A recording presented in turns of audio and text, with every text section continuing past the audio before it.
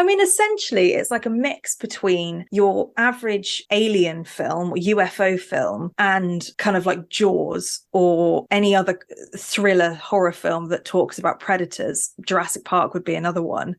It's like a mix between those two, right? Yeah, it's when we were watching the movie, the thing that came to mind about, I don't know, after, once the kind of alien in the sky or whatever is first, revealed to the audience and is kind of like, hopping between clouds and whatnot, it felt like it was Jaws, but upside down, like Jaws in the sky. And Yeah. so, yeah, so it kind of, yeah, that's what came to mind whilst we were watching it. And yeah, I mean, I've never seen anything quite like this, but the actual premise is fairly original, and that kind of monster in the sky is fairly original because when you look up at the sky, generally there's nowhere to hide, but I would never have thought to have had a villain or a beast or something that hides behind the clouds. Like, that's Yeah. a very unusual concept. I don't think I've ever seen that before. No, you're right. And I think it's extra scary when you put the kind of predator aspect to it as well. Like, this thing is hunting the horses and it's hunting the people. And it recognizes what it needs to do to get to them. It's not a UFO, which is scary in the sense of it's the unknown, but it's also a machine that might carry things. Whereas this is like a creature in itself, which is doubly scary, I feel like. Yeah. I was going to ask you, what were your thoughts on the alien itself? Well, I mean, like you, I was really happy that it was a twist on the UFO idea. I mean, when I first started watching it, you're kind of essentially watching a Western with a UFO twist. And I thought that was the twist. Like, Yeah. It was a Western with a UFO. And it kind of went a bit further than that and thought about it being a creature itself. I mean, it was quite hard and without watching the film, it's really hard to explain what this creature looks like, isn't it? Like, it's mad. It kind of takes on various forms throughout the movie as well. Like, at first, it just looks like a traditional flying saucer type thing, like this kind of chrome metallic kind of with a hole in the disc. bottom. Yeah, like disc. Yeah, and that hole in the bottom, you'd think, oh, that's probably where the aliens get beamed out from, or that's where it abducts things, abducts humans and horses and whatnot. But as the movie progresses, I started to think it was made out of some, that kind of parachute material. Yeah, it moves like that, doesn't it? Yeah, because you see the way the wind causes ripples on it. It looked like some kind of fabric or something. But then obviously towards the end of the movie, the whole thing just unfurls. Yeah, and it's just this giant jellyfish in the sky. I was going to say that it's very much, it looks like a jellyfish in the end, or like an angelfish. Where, I don't know if you've seen an angelfish where it's got like essentially like rippling bits that come out of it. And so it kind of, as the film progresses, well, actually, it's not really as the film progresses. It's basically the saucer the whole time until the climax of the film, where it seems to just unfurl. Yeah, because the alien is getting tricked at the end by the humans, and I think how I kind of received that was, the more the alien got angry, the more it started to show its true form. Yeah. And started taking up like the entire sky, looking like that giant jellyfish or angelfish. And that's how I received that bit. Yeah. And I think, it'd been hiding for so long because it masks itself as a cloud for a lot of it, or hides behind a cloud for a lot of the time. And I think it gets to a point where it gets really hungry because they realize, okay, it needs to feed at certain points. And if you don't allow it to have food, it's going to get a bit more stressed and come out. Yeah. And that's essentially what happens. It has to come out of its hiding, just like a predator would. You're luring a predator with bait, and their bait ends up being, I don't know what the correct word is for those wibbly wobbly flying men that you put in front of car shows. I thought the hiding and or disguising itself as a static cloud was quite clever, because I just would not have picked up on it. And Jess, who watched it with me, said, I mean, I probably have to go back and rewatch that bit, but she said, like, in some of the previous footage or something, you could see the cloud. The static cloud. So I'd probably have to give this another watch or something just to look out for that cloud. Yeah, it's like an ever-present, threat. And I think that goes back to what you were saying about it's in the sky. You can't get away from it. It's just hiding there. And we don't see that very often. So it's really creepy. It's a world that we don't get to see very often. You don't look up, and, there's a bit in the film where they ask the cameraman to like point the cameras at the sky. And he's like, a bit more, like up a bit more, up a bit more. And they're like, yeah, keep going, keep going, keep going. It's like, that's not the place that we usually see threats. We usually see them on the ground. So, it freaks you out a little bit. But yeah. I think this was definitely kind of untreaded or uncharted territory for a movie monster, where, either the demons or creatures are in the dark, or they come from beneath the ground for us, or from another planet, but never just in plain view, just right above your head, Yeah, exactly. And it's, going back to your question about what you think about it, I mean, for so much of the film, even when they said it's an animal, I couldn't quite get that in my head, because it looked so much like a saucer. Like, there was nothing, it didn't breathe, it didn't move. It moves like a saucer as well. It doesn't have limbs or anything. It just glides through the air.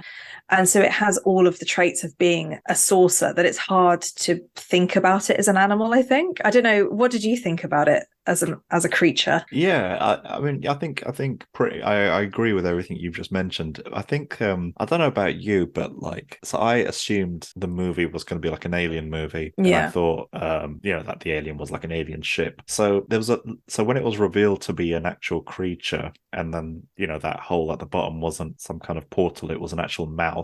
Like, a part of me felt a bit annoyed, right? I think it's because just my preconceived notions are just, aliens are going to come out of it, obviously, So to have that kind of taken away from me, but then obviously giving me something new, I mean, it was nice to have something original, but a part of me, just felt a bit annoyed. You wanted the aliens coming out with and I think, that scene where the way that it's set out is that you've got the ranch where they're training these horses, and then next to it they've got this Western village that's kind of like a Disneyland for like a fairground Western, or something. And Keke Palmer's character Emerald, who's the sister, steals their horse, like their fake horse, because that's one of the ways that they're trying to lure this alien out. And in retaliation, the sons of the people who own the Western dress up as aliens. You know that scene? Yes. And they creep into the barn. And there's a scene where, like, this is before we know that it's an alien, so we still think it's a UFO. And then they dress up as these aliens and they kind of creep into the stable. Yeah. And I was really excited by that, because I was like, oh my God, the aliens are here. They've made it. And then we get a bit shortchanged. Because the thing it's that scene when Daniel Kaluuya's character, is it OJ his name? OJ, yeah. OJ is in the barn, and he starts hearing the weird noises, and the little aliens come out. Just right up until that point, I thought, okay, this isn't really going to be a horror movie. Because I thought it was going to be a horror movie, a scary movie, and it really hadn't been up until that point. I think that must have been the half-hour mark, 45-minute mark. I don't know. I just thought it was just going to be just a minor thriller. But then I actually found that alien scene quite scary. Yeah, so did I. The way they were moving, and I don't know, just everything about that whole scene. It was actually very well put together and very scary. Yeah. And then, it turns out there's like 3 of them. But then obviously it turns out it was just little kids in outfits or whatever. Yeah. And I felt robbed. I was like, it's genuinely getting scary here. Why did they cut it out? Why did they take that away from me? It was really scary. I think it was because they didn't cut away from them. They just stood there for ages, and then they slowly kind of creep into frame and creep out of frame. And the way that was set up, I was on the edge of my seat, like really scared about what was coming next. And then I felt like an idiot when they started laughing, and I was like, oh God, I've been duped, just like OJ has. Yeah, because I don't feel the film gets scary after that. No, I don't think there's any. I mean, it's still fairly thrilling, but it's not scary. I think that is the kind of where the horror element kind of peaks. Yeah, and ends more or less. Yeah, I mean, just kind of touching on from that, what did you think of the story generally? Like, how did you feel about the story? And I mean, I completely agree with you on the horror aspect. The build-up was much scarier than the reveal, I think. Like, when we found out that it was an animal, for some reason it made it less scary to me, because it was like, okay, this is now just a predator that you have to figure out what to do with. Whereas when it was ambiguous and there was still some questions to be answered about what this thing was and what its motives were, I felt like that was a bit scarier. When you know that its motives is just to hunt and kill and eat. Because I don't personally find those kind of films particularly scary, like Jaws and things like that. I mean, Jaws is probably quite a bad example because it's such an old film, but Yeah. anyone that it's a predator, or it's got a non-supernatural element to it, I feel it's easier for me to justify what's happening, you know. Yeah, it's like if you had a movie about a lion trying to eat a guy or something, you know what I mean? Yeah, exactly. It's like, remember when we did Creep, the film? If the creep was a bear chasing him through the woods, is way less scary to me than the creep chasing him through the woods. Yeah. Even though in real life that would be terrifying, but it takes the horror element or the mystery element out of the movie. Exactly. And it doesn't mean that the film isn't fun. Like, I was gripped because I wasn't quite sure what was going on most of the time in this film. I was gripped to the film, but I wasn't necessarily scared of the film. If that makes sense. So what did you think overall? I mean, the movie had my attention the entire way through, despite the kind of the what's the phrase, the sudden turns it takes at various sort of sudden kind of twists it takes. But I mean, just having some time to kind of reflect on it for a while, I've thought about this film for a couple of days now, and knowing that we were going to record, and I wanted to kind of like think about what would I say to you about the story, like what would I, and I just don't know if I really empathized with any of the characters. So not in terms of the characters themselves, but in terms of what their journeys were in the story. Like, to me, their goals just weren't clear enough, and or they were clear, but to a degree, but I didn't feel like I could get behind any of those goals. I wasn't rooting for them. And like, obviously I wanted them to survive, and you know, like with any hero in a movie, you want them to kind of, you know, save the day and survive and whatnot. But I just kept thinking, like, why didn't they, there's this giant alien in the sky who's trying to kill them or eat them, and they've witnessed this firsthand happen to their horses. Like, why didn't they try to escape? Like, why did they want to remain in that area, in this gulch or valley or wherever they were, just to take a photo of it? And like, and understand this film kind of sets it up that, you know, their farm or their ranch, whatever, they're gonna, you know, they're running out of money, you know, so they need money in order to maintain their ranch. But surely their lives are worth more. And I don't know, it's like, if there was an element in the story where if they don't get this money, they are going to die. So the motives are stronger. Then I could get it. It's like, maybe, I don't know, something, I don't know, maybe his sister's, this is going to sound really morbid, but let's just say his sister needs some kind of I don't know, surgery, like life-saving treatment that he needs money for. So that's why OJ stays at the ranch to take a picture of this alien to get money so he can pay for his sister's surgery. I mean, or maybe the father's surgery or something. I don't know, just some kind of like more of, I know what you mean. I was thinking the same thing of like, because they at one point they do leave and they're like, we're not going back, like this is crazy, and then they decide to go back to get that photo and to get fame.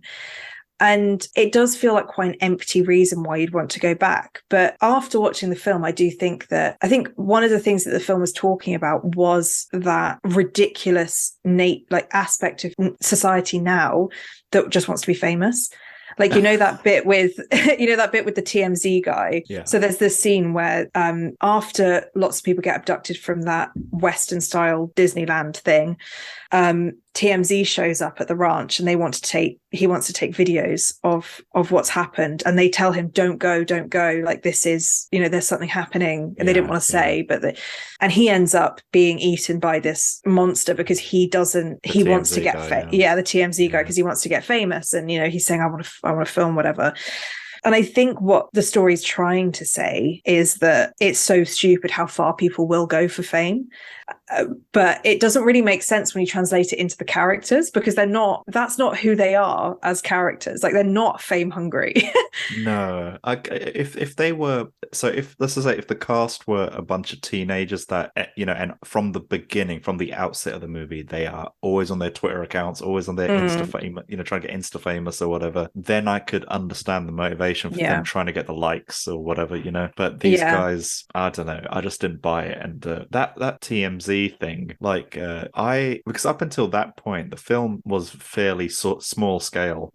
like in terms of its kind of scope. And when that shiny chrome motorbike comes up and the guy's got his shiny chrome helmet and everything, and he's just some random kind of guy like on this futuristic electric motorbike, just suddenly turns up. I thought he was like some government guy. He did it like a government guy, yeah. And that suddenly we were going to get pulled into this larger story where the like government are involved, yeah. or Area 51. I don't know, just something. I thought suddenly these little small town people are going to get somehow roped into this big conspiracy, and there's a larger mystery and kind of reveal, because the whole alien thing, even though it was a mystery for the first act of the movie, very quickly we realized, oh, it's an alien, and then very quickly after that we realized, oh, it's a monster in the sky. But then it turns out, a part of me was almost disappointed when they said it was TMZ, because then I was like, oh no, that's too easy, man. Yeah. And then the reporter or the paparazzi, whatever you call the TMZ people, he's dispatched very quickly after that. Yeah, and I think that's what I was quite surprised about with this film, is that with the other Jordan Peele films that we've seen, I know that we've reviewed Us, but not Get Out, right? But I've seen both of them. Yeah. And those two films, I mean, Us, if we just talk about that one, has so much meaning behind it. And I'm not saying that every film has to be like super deep and have loads of stuff going on, but I felt like that was Jordan Peele's thing. Yeah. Like he was able to weave in so many different narratives, especially about, and again, I'm not saying he has to do this with every film, but where he talks about race and he talks about equality and he talks about lots of things that are happening. And I'm not saying he has to do that in this film, but and this is a question I want to ask you as well. It didn't feel like a Jordan Peele film as much as others did. He had the comedy aspect of it, because I thought Keke Palmer was brilliantly cast. I thought she was great. I thought they were both really good. And so there was this kind of funny aspect to it with the characters, but there wasn't that extra layers of, that make you stop and think. Like, I left Us being like, oh my God, my mind is blown. Yeah. And, I need to watch it again because there's so much I have to get out of it. And I don't know if I felt it in this film. What did you think about this compared to other 100%, 100%, 100%. Yeah, exactly what you just said is what I felt like at the end. Because so when we watched the movie, I was feeling that so by the time the third act had come, the big alien chase and everything, I had felt by that point what you've just described. And then what I was waiting for was right at the very end of the movie when it kind of faded to black, and then there was this kind of 3 seconds of black screen. I thought text was going to come up and some kind of message was going to come up. Yeah, like just something, something. But but it didn't. It just just said directed by Jordan Peele or whatever. And then I was like, oh, okay, that's it. Because with Get Out, that movie, despite being very entertaining, it was clear as day that there was subtext, that you didn't have to scratch too much beneath the surface to find the subtext. And with Us, there was there was a message there as well, but with Us you had to kind of look for it a little bit more. And I thought maybe with this one there was something, I had to look for it even deeper. But then I genuinely think that this one is, in terms of social commentary, is probably the weakest, or if it's there, it's just not fleshed out enough, or it's not kind of obvious enough, or it's a bit too kind of under the surface. And I was just gonna say, I think Jordan Peele has set himself up as a director who does do that subtext really well. And I think he's kind of, it's good and bad, because he's pigeonholed himself as a really great writer of subtext, and then when he doesn't do it as well, even if this was directed by someone else, maybe we wouldn't have those expectations of the film, but because it's him, I think it kind of hits even harder when it might not hit those marks properly. I think he's done almost exactly followed a similar path to M. Night Shyamalan, where really interesting. With the first movie, like The Sixth Sense, like was on par with Get Out, like in terms of just, it was just a great movie, and Get Out was a great movie. Then was his next film, Unbreakable, whilst it contained the same kind of elements as The Sixth Sense, same with Us, contained similar, it's like a similar through line as Get Out. And then M. Night did Signs, which was set in the middle of nowhere and is about aliens. And this one's set in the middle, Nope is set in the middle of nowhere and has aliens. And it's a trap. Yeah, and it's like, but I think M. Night got off lighter than Jordan Peele has with that third movie. So it's I think with this movie, I went kind of fishing for themes and fishing for kind Yeah. of, and I think that kind of I thought what they did right at the very beginning was very interesting with the horse and the green screen, and Hmm. and then the horse gets replaced by that mechanical green screen horse, and when Keke Palmer's talking about that the animation with the Hmm. oh, that was that was a black jockey on that horse, but no one remembers his name. Oh, it turns out we're his great grandchildren, and we want to kind of Yeah. talk, celebrate his legacy and spread the word and whatnot. And I thought, maybe the film's about recognizing black contribution to Hollywood and this kind of Yes. black amnesia in I Hollywood or something. yeah. And I thought, okay, that's it. But then it kind of just ended with that scene, and Yeah. then I was just thinking, like, is it like, how in the marketing material for this movie, everyone's looking up at the sky, and even throughout the movie, everyone's looking up at the sky at this alien, and then it's revealed that by looking up at the sky at the alien is what kills you, because if you don't make eye contact with it, it doesn't kill you. Then I was just thinking, now this isn't my original idea. This is something I must have read somewhere a while back, but I read this out of context because I had never seen the movie. And people, whoever was the journalist or whatever, said by looking up at the monster or whatever, it's demonstrating humanity looking at these oncoming disasters and doing nothing about them. And but I think the journalist had referenced COVID, how we were just looking at COVID and just looking at this disaster hurtling towards us, and only a few people were doing something about it, whereas the majority were doing nothing. Because what was that not mockumentary, Don't Look Up? Yeah, because they do the same thing, because they're like, if you don't look at it, then the comment's not coming from it for us. Yeah, like I think that does make sense. This movie should have been called Don't Look Up. Don't Look Up. Yeah, it absolutely should. And I completely agree with you about that speech at the beginning about their ancestor being the black jockey who was never recognized for being the first actor in motion picture. And I was really excited to see where that went, because I thought, okay, this is going to be just like you said, embroiled in Hollywood history and things like that. And what I thought was going to happen right at the end, so Emerald, Keke Palmer's character, ends up taking a photo of the alien. And what I thought was going to happen after it faded to black was that they were never going to be credited for that photo. So like I thought the photo was going to come up in like a newspaper, and they were never credited for it, and it was going to be like a symbol about how nothing's really changed. Like, do you know what I mean? Something that would have. You've got me like you've got me there. You got my attention. And that's what I thought it could have been, because it would have then, really nicely played back to the beginning of the film and kind of done this whole cycle. And I was just like you, I was like, where is the Jordan Peele deepness to this that we're missing? And maybe we're just missing it. maybe. Now you've got me thinking, like, that contraption that's used to take the photos, how a photo is taken like every 10 seconds or something. What would have been, I don't know, a callback to the beginning, as if the photos were taken quicker. Like, and then it made snap. Yeah, and it made the animation that we saw at the beginning of the thing. Yes. Of the alien or something. I don't know. That would have been really cool. And then if you did it that way, you could be like, okay, the ancestors of this person who was never credited maybe has been credited finally for the work that they've done. Like, you could have gone either way with it, Yeah. Or the black person that was the subject of the camera is now behind the camera. Behind the camera, yeah. I mean, exactly. I don't know if there's any kind of gravitas there, but I don't know. But it feels like it could have done a little bit more. I mean, one thing that I was thinking about, which I have a really basic theory about, but I don't even think it's that deep. And again, I'm looking for Jordan Peele kind of metaphors in this, but the whole Gordy scenes. Gordy's home, essentially, Gordy's, was it Gordy's home? Is that was so just a really quick recap. There's a kind of subplot in this film that in the 80s, I think, there was a series filmed with this monkey who was the late 90s. Yeah, who And it wasn't real, right? This is No. No, okay. What kind of just freaked me out was when I was growing up watching movies, whenever they did a flashback to like a TV show back in the day, it was always an 80s show. Right. And now they did it, the thing was shot in 1998. And I was like, damn, I was in like high school in 1998. You know, it's like really weird. Yeah.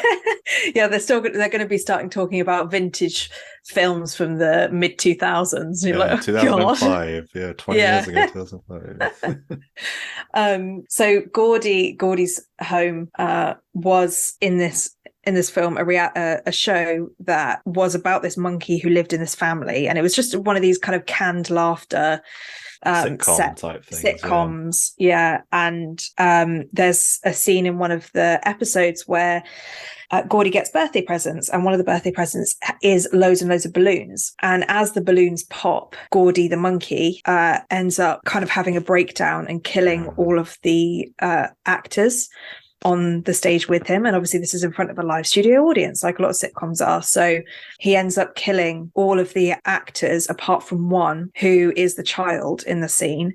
And that child ends up growing up to be the owner of that. I keep calling it a Western Disneyland because I can't remember what it's called. We'll essentially go what with it that. is. We'll go with that. Yeah. He ends up being the owner of this Western Disneyland.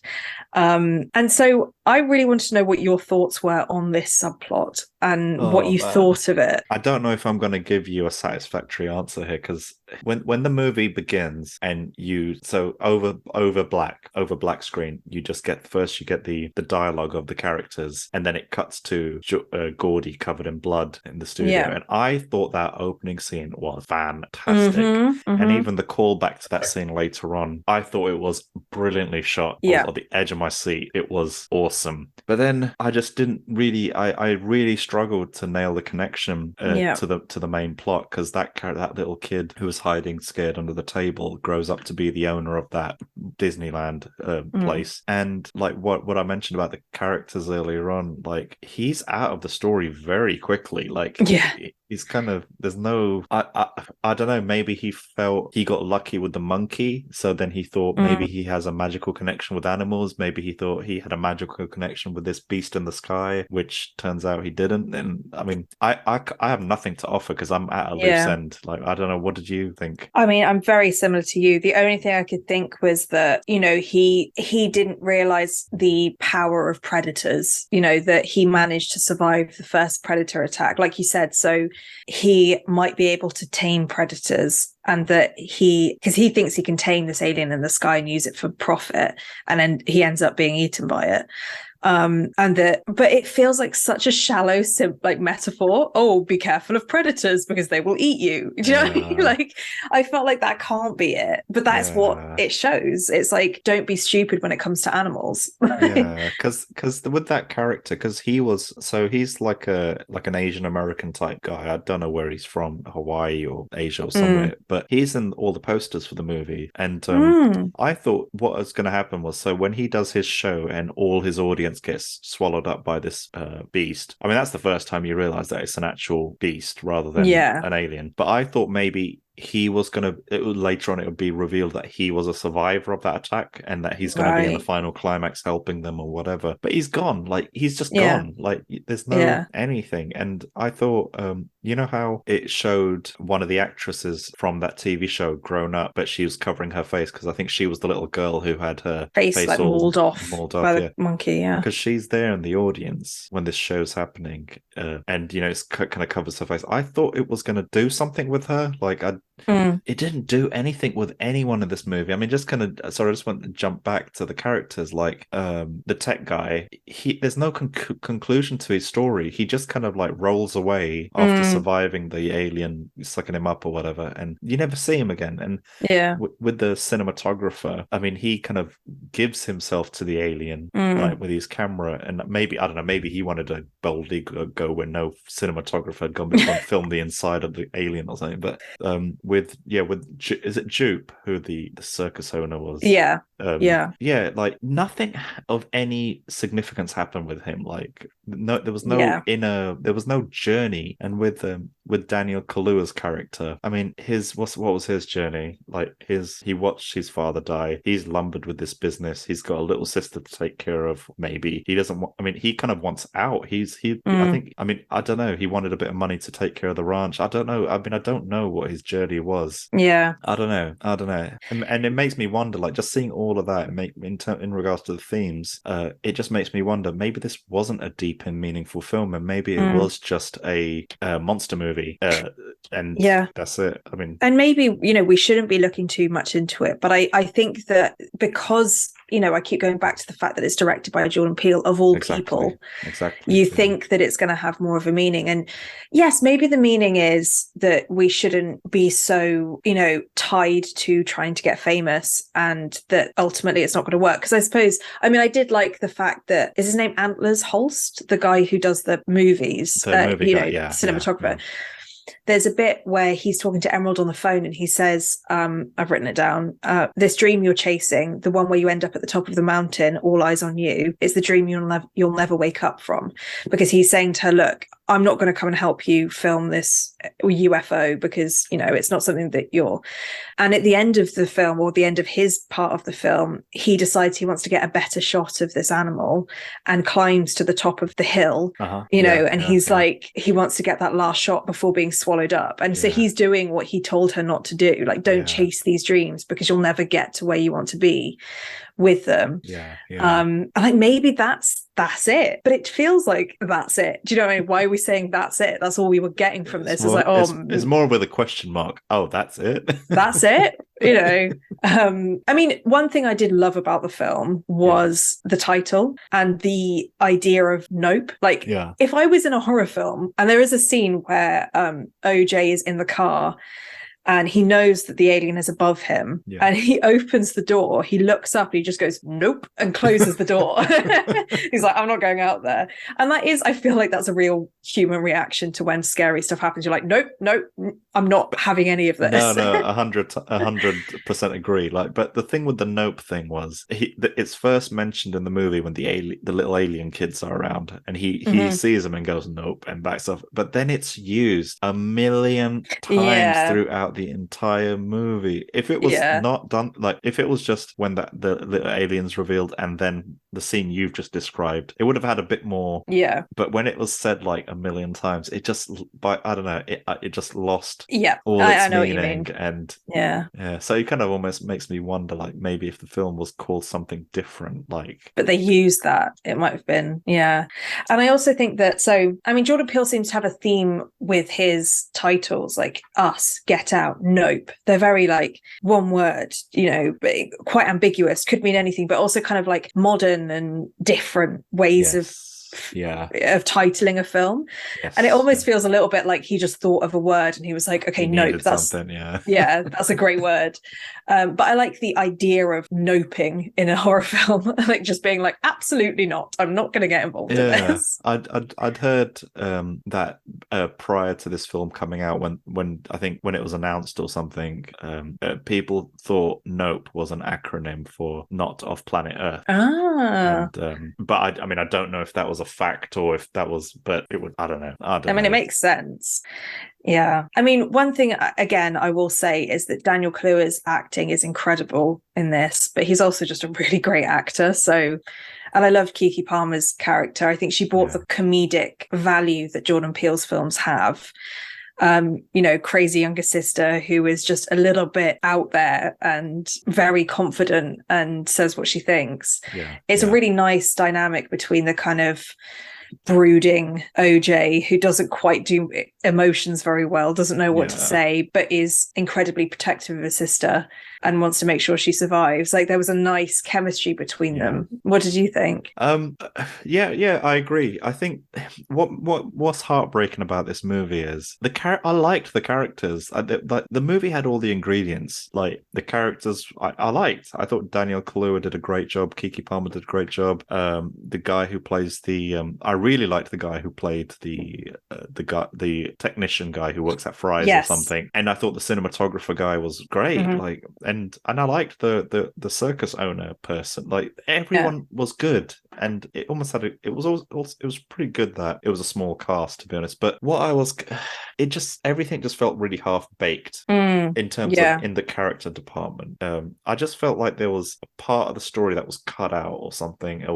So this movie reminds me a lot of this movie from the early 90s called Tremors with Kevin Bacon. All right. And I couldn't stop thinking about that movie throughout all of this. And so the premise, I mean, people listening will probably know what I'm talking. I mean, people that are a bit older will know the movie I'm talking about. But it's this kind of monster movie from, like, I don't know, 91 or something, and it's set in this little town in the middle of the desert. And throughout the beginning of the movie, we're introduced to all the characters in this little town. And but what ends up happening is I think the roads leading out of the town get damaged somehow, so people can't leave the town. And our hero wants to leave this town. I think it's called like Pleasantville, or I don't know. It's got a really kind of ironic name. I forget the name of the town, but he can't escape. And what happens is, it turns out there's these giant worms under the ground that are going around eating the residences, and they sense by sound and vibration. Right. So, you know, but the first half of the movie sets up all the residences of the village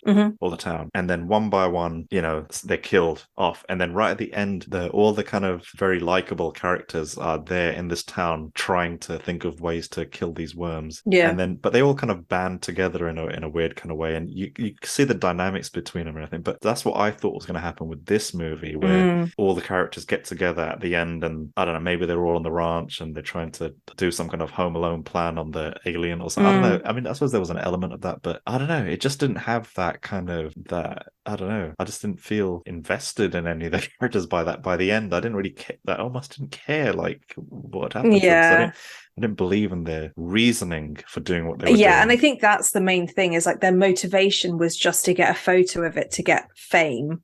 It doesn't really, you know, stand up when you're thinking, okay, they're not doing it for any life or death reason. They're literally just doing it because they want to get famous, which, okay, might be the reason why this film is, you know, the meaning behind this film.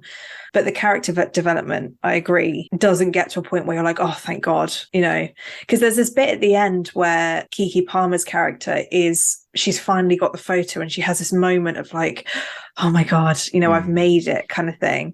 But I was kind of thinking, all right, you took a photo of it, but woohoo, you know, what now? You know, it didn't feel like that battle to the death, because as well, I think that part of it is that this creature is always in the sky, and they're not fighting each other. It was a chase, and then it got killed. And so there wasn't like this, you know, when you get in some films where they've gone through so much, like The Descent, for example, where, you know, they've been fighting off these creatures and they finally got out, and it's like you get this sense of relief that they finally made it. And with this film, you don't get that as much because there isn't any contact. There's no physical element to it as well. So there's no, I'm not saying they need to be like blood and guts and whatever, but the relief that she felt almost felt like the end of a slasher film, but there was no slashing. It was just that she was running away from this thing. And, you know, maybe it's just the way that the jean jacket, its name is Jean Jacket because that was the name of one of the horses. So they called this alien Jean Jacket, which I thought was quite funny. Jean Jacket doesn't ever become a threat in any other way than just being able to suck you up out of the air. I think it wasn't I don't know, how can I say it? The danger wasn't close enough. So like, yes, I think if there was a twist, a minor twist where, all right, the alien had crashed to the ground and it died or something, but then in a last ditch effort it released like I don't know, a baby version of itself that was something that scurried around on the ground, and then something that was like human size, and then around that kind of circus place it chased Keke Palmer around, and then it was just this kind of one-on-one kind of I'd love that cat and mouse type thing, because then that way the little one could, so I've just thought about it like right now, but then that little one could get close to Keke Palmer, and then you feel that real threat of, okay, what's she gonna do now? You know, like the in the original Jurassic Park when the kids are being chased by the velociraptors in the It just felt, because I think if the kids were being chased around by that big T-Rex, it wouldn't have felt the same immediacy. But with the velociraptors, on paper you think, oh, but they're tiny, but in the movie, physically they're so much closer. Yeah. I totally agree. I think that would have made the ending so much better, is to not have so much distance between the predator and the prey, making it feel like a battle to the end. Oh, that would be so creepy, because it can already shapeshift, kind of. It goes from a saucer to a big jellyfish thing.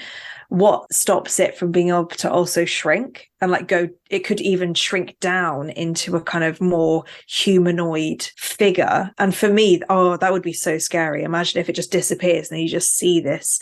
It could still be weirdly jellyfish-like, but it's on the ground and it's coming towards you as a more of a humanoid. That would be really scary. Yeah, and then at the end, if something in Keke Palmer's, sorry, I should say Emerald, something with her storyline should have been set up in the first part of the movie, where there's some weakness she has, or she has some chip on her shoulder about something. I don't know, just something. And then at the end, when she's battling or chasing the monsters chasing her or whatever, she would do something which helps her overcome that issue she has at the beginning. But there was nothing that with none of the characters, there was nothing they overcame. There was nothing it's with any kind of good story that or any of the better reviewed movies we've had on this, the character has some kind of, they overcome something, or there's some kind of internal change, or they exert some change onto others or their environment. But there was none of that. And that didn't happen. There was nothing that I can remember, at least. That's a really good point. And actually it's made me think, so if we think about her character, at the beginning, there's a scene where she does that speech about her ancestor, and she also plugs the fact that she's an actor, she's a producer, and all these things. And you could say, okay, maybe her vice is that she wants to be famous. That's all she cares about. And what would have been really cool about the end of the film is if she decides not to take the photo, because she's like, I don't care about fame anymore. I just want to make sure everybody's safe, or I just want to make sure this alien dies. That would have been quite a cool character development, where she's like, nah, let's forget about that. So building upon the exact thing you've just said, because I really like that, is so maybe she has the photo in hand, but now she has the photo and those reporters are about to come over to her, because you see the reporters, and this is her moment where she can give the photo and sell it for $1 million to whoever. But suddenly the photo means nothing because her brother isn't with her anymore, and she doesn't have her family anymore. Her dad's died, her brother's died. So what's the value of the photo now? That would be so good. Wouldn't that be a great ending for us? And it would make you think maybe we shouldn't be thinking so much about our the way that that we view celebrities and what constitutes being famous, because it doesn't actually matter if you don't have anyone around you. See, we just make every film better. We do. We put a nice little bow on every film. And I bet, imagine if Jordan Peele was listening, he's like, you didn't get the point of the film. There's so much in it we didn't get. But so closing thoughts. Well, I mean, if I was going to give this a 0 out of 10, I feel like that's a good way of ending it, because it gives me an overall, where are we? What do we think? I'd probably give this a 6 out of 10. Yeah. I mean, my overall thing was that I enjoyed the film. It was gripping. I was I genuinely enjoyed watching it, but I was disappointed that it didn't have more of the Jordan Peele aspect of it, which was what I was really excited about this film. Yeah. And I had heard beforehand that it wasn't like his other ones, but I was very comfortable in just watching it and seeing what happened. And I think that's why I gave it the benefit of the doubt so far through, because I was like, something's going to happen. And I think it solidified that 6 out of 10 just from what we've been saying, where we're not going to be making a difference in Hollywood, but we've had some good ideas about how the film would be better. And if we humbly, can say what might make this film better, I think that it could have done with a little bit more development.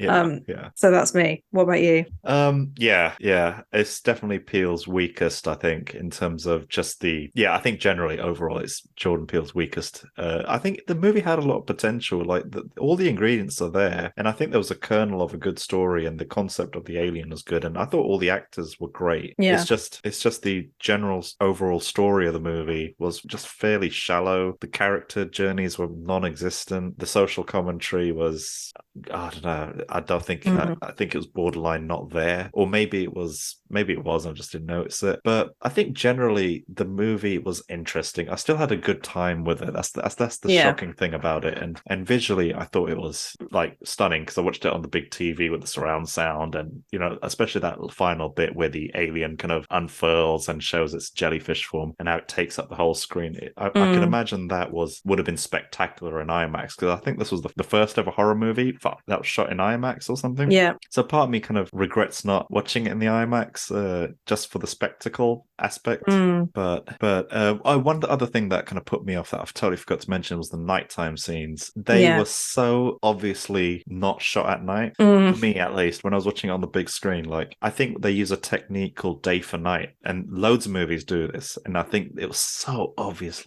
so painfully obvious with this. So they shoot the movie at daytime, but then they change the colors or do something within the camera to make it look like it's nighttime. So the fact that it wasn't even shot at nighttime, I don't know, man. It's just if you watch it again, you'll notice it. Yeah, I didn't notice it the first time. I did read that they'd shot it in daytime, but I'm not as kind of au fait with those things as you are. If you look at the shadows, during the nighttime and shadows during daytime, like when you got the sun in the sky, shadows are sharper and much more defined. But at nighttime, shadows aren't quite as defined in the way. If you watch it again, you'll notice it. You'd see it. It took me out of the experience. And but the big but is the first time. So when we watched Us together, that was my second time watching it. So I had the opportunity to, and when we had our discussion, I could pick out a lot more of the deeping, meaningful moments and whatnot. So, and on the first time I watched Us, I didn't really like it. I thought, what is this? So that part of me is hoping that this is I need a second viewing for this one. Yeah. But purely based on the first viewing, I think I would have to go for overall a 6 out of 10 as well. I think. Yeah, I think that's fair enough. I mean, there's only so much we can do, and maybe we'll watch it again and think differently. But there's also the other part, which we might watch it again and be like, no, it's still the same. But it would be really interesting to see what other people think about this, because there might be things that people resonate with that we might not necessarily have seen. But I agree. I think it was a really fun film, and it was a very different, unique film. And as you know, I love a unique film. So I probably would recommend this if people like Westerns or they like these kind of UFO sci-fi experiences, but maybe not one of Jordan Peele's best.